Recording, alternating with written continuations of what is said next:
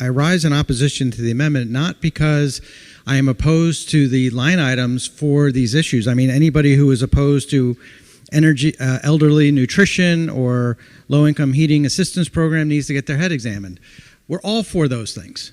There's not one person in this chamber out of 36, and I can speak for everybody here, that is not for those things. In fact, we have worked on those things on a bipartisan basis for many years to ensure that elderly folks in our state have enough to eat, that they have heating assistance, and we've sat in the governor's office as legislative leaders to hammer those things out for a very long time. And we have done that in a bipartisan way. But I will tell you, in this moment that we're in right now, in this moment, we are talking about funding for the rest of this fiscal year.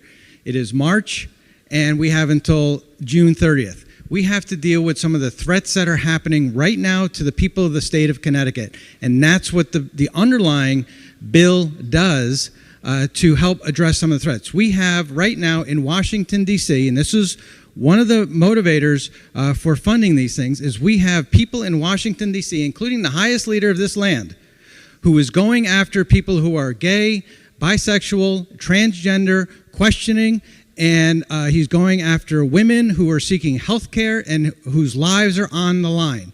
That is happening right this second. And that is exactly why we are funding this kind of a program in this line item and in these lists of things, because that's what that helps to make sure that we are funding that right this second.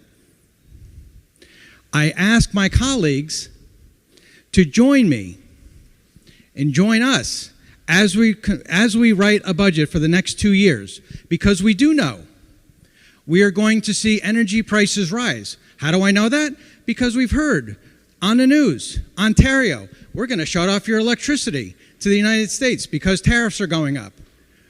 We're going to raise your costs. What are we hearing from farmers? Costs are going up. That's going to happen over the next 2 years.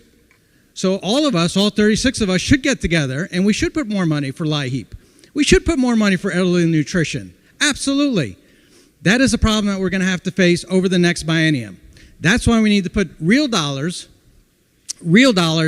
into our budget to help our senior citizens, help those who are poor and who can't afford heating oil, because God knows, and we know, those prices are going to go up.